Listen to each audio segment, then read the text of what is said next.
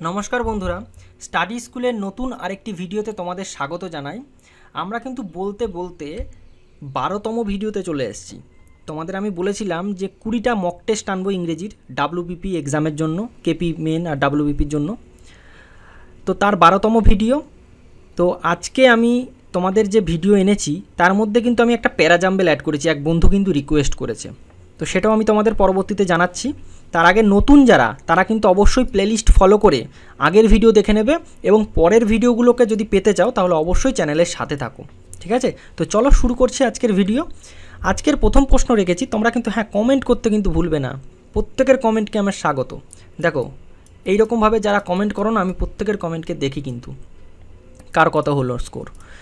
দেখো আজকের প্রথম প্রশ্ন হচ্ছে, Ram was dash from the school due to his bad behaviour. এখানে সঠিক উত্তর কোনটা হবে? একদম যারা অপশান বি করেছো এক্সপেলড তাদের ঠিক হবে। দেখো এখানে মেন যে ভার্ব সেটা হচ্ছে এক্সপেল। এবার আমরা কি জানি, কারোর দ্বারা বহিষ্কৃত হয়েছে, তো সুতরাং এখানে কি হয়ে যাবে, প্যাসিভ স্ট্রাকচার হয়ে যাবে। আর প্যাসিভ স্ট্রাকচার মানে কি, ওয়াজ ওয়াইয়ের পরে কি হবে, তোমরা ভয়েস চেঞ্জে পড়েছো V3। তাহলে এখানে V3 আমরা ভার্বের তৃতীয় রূপ খুঁজবো। এখানে দেখতে পাচ্ছ বানান তো এটাই ভুল আছে, হবে না। আর এখানে দেখো এক্সপেলড আর এক্সপেল দুটো আছে, কিন্তু এখানে দেখো একটা এল কম আছে। তো স্পেলিংয়ের দিক থেকে যদি আমি দেখি তাহলে অপশান বিটা কারেক্ট হয়ে যাবে। 2-এর দাগের প্রশ্ন দেখো, আফটার রিটায়ার করার পর he dash Europe for several month. এখানে তোমাকে বলতে হবে সঠিক কোনটা, কোন ফ্রেজাল ভার্বটা হবে। হ্যাঁ একদম, তোমরা যারা গট অ্যাবাউট করেছো সঠিক হবে। গেট অ্যাবাউট মানে কি, গেট অ্যাবাউট মানে ভ্রমণ করা, এর চলাফেরা করা, ভ্রমণ করা। তো এখানে দেখো বাকিগুলোও জানতে হবে তোমাকে, যে বাকিগুলোর মিনিং কি। রিটায়ারের পর সে, এখানে V2 আছে কিন্তু মাথায় থাকে যেন, সে গট অ্যাবাউট ইউরোপ, সে ইউরোপে ভ্রমণ করেছিল ফর সেভারেল মান্থ, কিছু মাস। গেট অ্যাবাউট বা এটা গট অ্যাবাউট হয়েছে প্রশ্ন অনুযায়ী, তো অনেক জায়গায় ঘুরানো। একটা ফ্রেজাল ভার্বের কিন্তু অনেক মিনিং হয়, এটা তোমরা আগেও দেখেছো। তো সেই রকমই গেট আফটার মানে কি তাড়া করা বা চাপ দেওয়া, আর গেট অ্যালং মানে সম্পর্ক ভালো থাকা, গেট অ্যাবাউট মানে এক্ষুনি আমরা পড়লাম, আর গেট অন মানে ওঠা বা সম্পর্ক ভালো থাকা।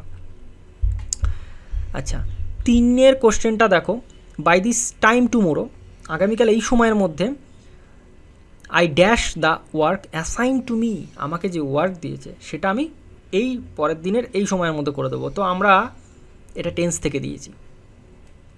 একদম টেন্সের যে স্ট্রাকচারগুলো আছে সেটা কিন্তু জানতেই হবে তোমায়। এখানে কারেক্ট আনসার হয়ে যাবে সি, মানে কি উইল হ্যাভ ডান।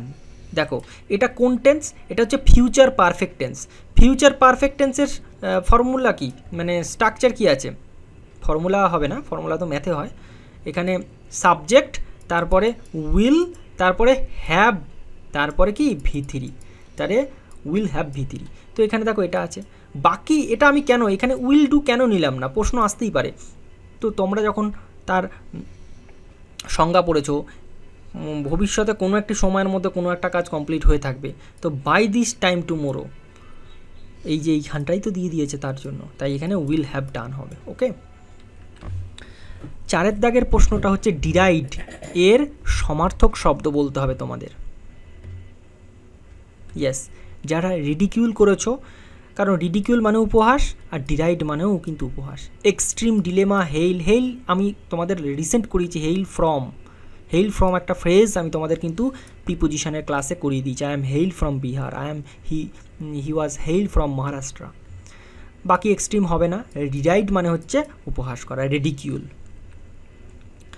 5-এর দাগের প্রশ্ন দেখো, the headmaster and the secretary dash. এখানে ফিল করতে হবে অ্যাপ্রোপ্রিয়েট ওয়ার্ড দিয়ে। এখানে কারেক্ট আনসার হয়ে যাবে ইয়েস, যারা অপশান বি করেছো কারেক্ট হবে। কারণ এই যে the headmaster are the secretary, এখানে দুটো আলাদা ব্যক্তি, টু ডিফারেন্ট পারসন। এবার এই টু ডিফারেন্ট পারসন আমি বুঝবো কী করে, যদি এক ব্যক্তি হয় সেটাও বলছি। তার আগে সঠিক উত্তর হয়ে যাবে আর কামিং। ওকে, এইবার দেখো যদি একই ব্যক্তি হতো তাহলে এরকম লেখাটা আসতো দ্য হেডমাস্টার অ্যান্ড সেক্রেটারি, এইখানে দাটা হতো না, বুঝতে পেরেছো? দ্য সেক্রেটারিটা হতো না, এইখানে দাটা হতো না, তখন কি হতো? ইজ কামিং হতো। এখন সঠিক উত্তর হয়ে যাবে আর কামিং। আর হ্যাড কামিং বলে তো কোনো স্ট্রাকচার নেই, ইজ কাম বলেও কোনো স্ট্রাকচার নেই। 6 দাগের প্রশ্ন দেখো, আই হ্যাভ সাম ডাউট। আমি তোমাদের প্রিপোজিশনের ক্লাসে খুব সুন্দরভাবে এগুলো করিয়ে দিচ্ছি কিন্তু। I have some doubt dash his honesty, এখানে কি হবে? ডাউটের পর অ্যাবাউট হবে, ডাউট অপও হয় অ্যাবাউটও হয়, ওকে, অ্যাবাউট হবে। দেখো এখানে 7 দাগের প্রশ্নটা দেখো, একটা প্যারাজাম্বেল, এক বন্ধু আমাদের প্যারাজাম্বেল আনতে বলেছিল, তাই আমি এই কোশ্চেনটা এনেছি। এবং এই প্যারাজাম্বেল কিন্তু তোমাদের ডাব্লিউবিপির প্রিভিয়াস ইয়ারে দিয়েছে। এবছরে 10টার মধ্যে প্যারাজাম্বেল ফেলবে কিনা সেটা আমি বলতে পারছি না, কিন্তু তোমাদের সব কিছুই কম বেশি একটু করে রাখতে হবে।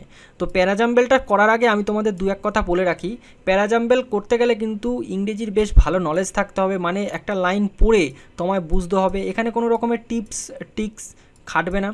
হ্যাঁ সেরকম অনেক আছে, যেমন ধরো প্রথমে যে নাউন আছে, তারপরে যদি ধরো এখানে রাম দিয়ে শুরু হয়েছে, পরে যদি হি থাকে তাহলে বুঝতেই হবে যে এই বাক্যটা হি, এই বাক্যটা ফার্স্ট। তারপরে ধরো প্রোনাউন পরে আছে দে, এরকম একটা আছে। দ্বিতীয়ত আছে যে প্রথম দুটো বা তিনটে শব্দ, তিনটে লাইন পড়ে পড়ে একটা সেন্স বোঝা। তারপরে ধরো লাস্টের দিকে হাউ এভার থাকলে সবসময় সেটা শেষের দিকে লাইন হয়। এইরকম অনেক টিপস আছে, বাট আলটিমেট তোমাকে লাইনটা মিনিংটা বুঝতে হবে, ওকে। তো চলো আজকের সেন্টেন্স আমরা করছি, কোন কোন সেন্টেন্সগুলো একটু অ্যারেঞ্জ করব। তার আগে গ্রামারেরও ব্যাপারটা এখানে আমরা আছে, সেটাও আমরা জেনে নেব।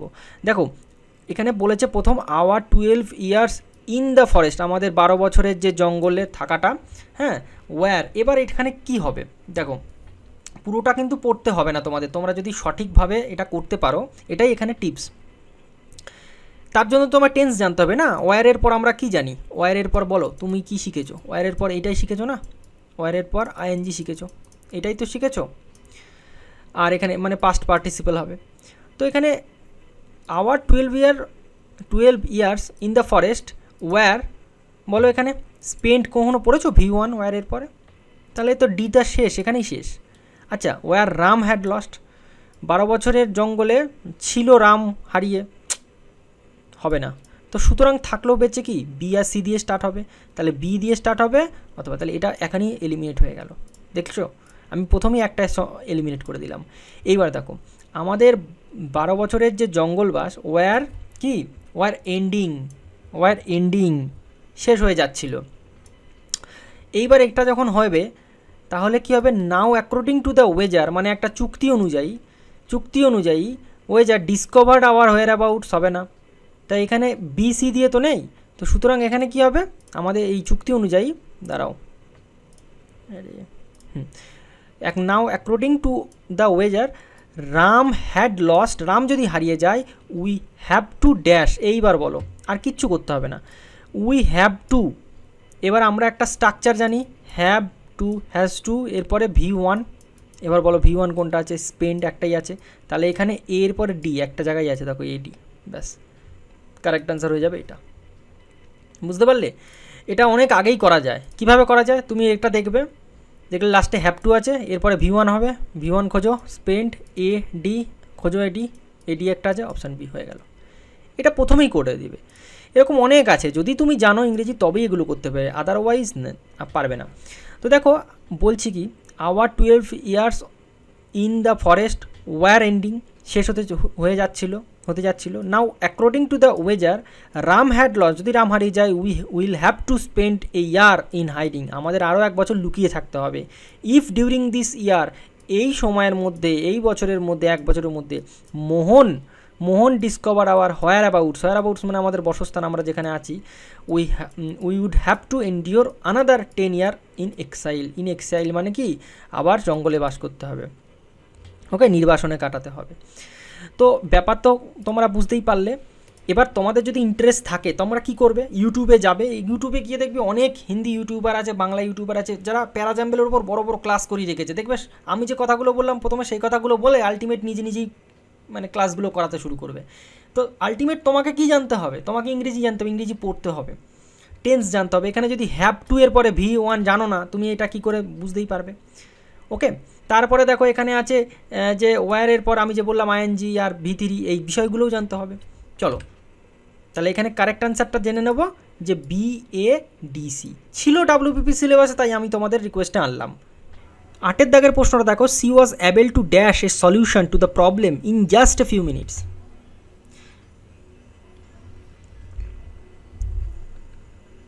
এখানে কারেক্ট অ্যান্সার হয়ে যাবে অপশান সি। এখানে যে ফ্রেজটা ইউজ হয়েছে বা ফ্রেজাল ভাবটা ইউজ হয়েছে, শি ওয়াজ অ্যাবেল টু, আমরা কেম অ্যাক্রস মানেও পড়েছি, আমি তোমাদের এই ক্লাসেই এনেছি, অপশান অনুযায়ী এনেছি, যে হঠাৎ দেখা হওয়া। কেম আউট মানেও এনেছি, তাই না, প্রকাশ পাওয়া। তা প্রকাশ পেলেও একটা সলিউশন হয় না, হঠাৎ দেখা পেলেও এটাও আসতে পারে মনে। এবার কাম অ্যালোন মানে হচ্ছে এগিয়ে আসা, হবে না। আর কাম আপ উইথ মানে কি, কোনো সমাধান বা ধারণা পরিকল্পনা ভেবে বার করা। তো এখানে সঠিক ফ্রেজ হয়ে যাবে, সঠিক ইডিয়াম হয়ে যাবে কাম আপ উইথ।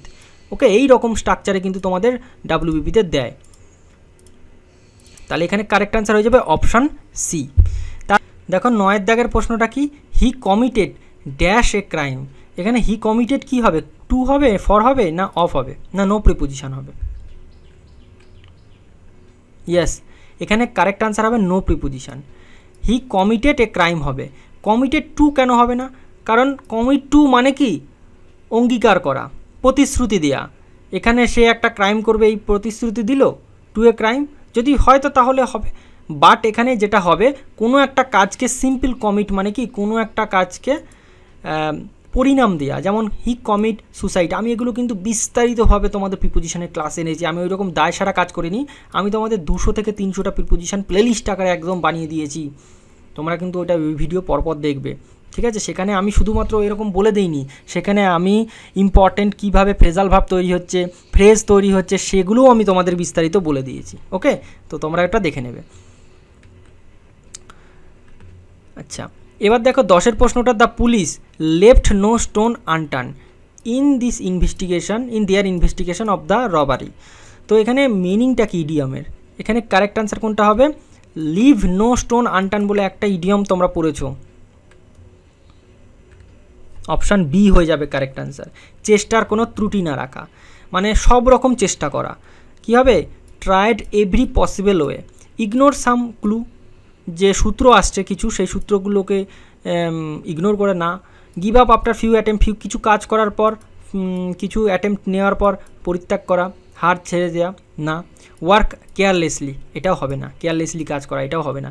তো বিভিন্ন রকমের চেষ্টা করা, এই যেমন তোমরা করছো, তোমরা নিজেকে বলো, এটা এখনই মুখস্থ করে ফেলো যদি না জানা থাকে, যে লেফট নো, তুমি সব রকমের পাথরগুলো উল্টে উল্টে দেখছো। এই যেমন ইউটিউবে দেখলে যে 20খানা ইংরেজির প্র্যাকটিস ক্লাস, তোমরা এই ভিডিও দেখছো, তার মানে কি, তোমরা সব রকমের চেষ্টা করছো WPPতে সিলেকশন নেওয়ার জন্য।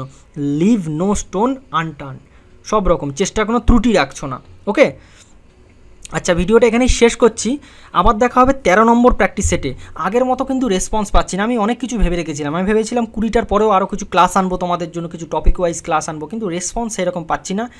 আচ্ছা ঠিক আছে, পুজো গেল, এখন তোমরা যদি সিরিয়াস হও ক্যান্ডিডেট, তাহলে অবশ্যই কিন্তু এই 20টা ক্লাস কিন্তু অবশ্যই করো এবং বন্ধুদের সঙ্গে শেয়ার করো। আমি কিন্তু এই ক্লাসের ভেতর অনেক কিছু বলছি, শুধু কোশ্চেন আনছি না, একদম মডেল কোশ্চেন আনছি। তোমরা যদি বইও কেনো, তাও তোমাদের কিন্তু প্র্যাকটিসই করতে হবে, তোমাদের বই কিনেও কিন্তু করতে হবে আলটিমেট যারা করছে, কারণ এবারে একটা পরীক্ষা হবে, ভালো করে মাথায় বসিয়ে নাও, কিন্তু এবারে একটা পরীক্ষা হবে, কম্পিটিশান কিন্তু খুবই প্রচুর। তোমরা দেখতে পাচ্ছ যে সিভিকে ভ্যাকেন্সি নিয়েছে, তো আলটিমেট কত ভ্যাকেন্সি আছে দেখতেই মনে হয় যেন 8,000 10,000, কিন্তু আলটিমেট কত ভ্যাকেন্সি আছে সেটা তোমরা জানো। আর কম্পিটিশান কাট অফ কেমন হচ্ছে, পশ্চিমবঙ্গের কোনো পরীক্ষা নেই, যাদের একটু হাইট আছে তারা এই লাইনে চলে আসছে। তো যাই হোক, সব রকমের চেষ্টা করো তোমরা, যেমনটা লাস্টে আমরা দেখলাম যে লিভ, কি বললাম বলো, লিভ নো স্টোন আনটার্ন, মানে সব রকমের পাথর উল্টে উল্টে দেখা। চলো আজকে ভিডিওটা এখানে শেষ করছি।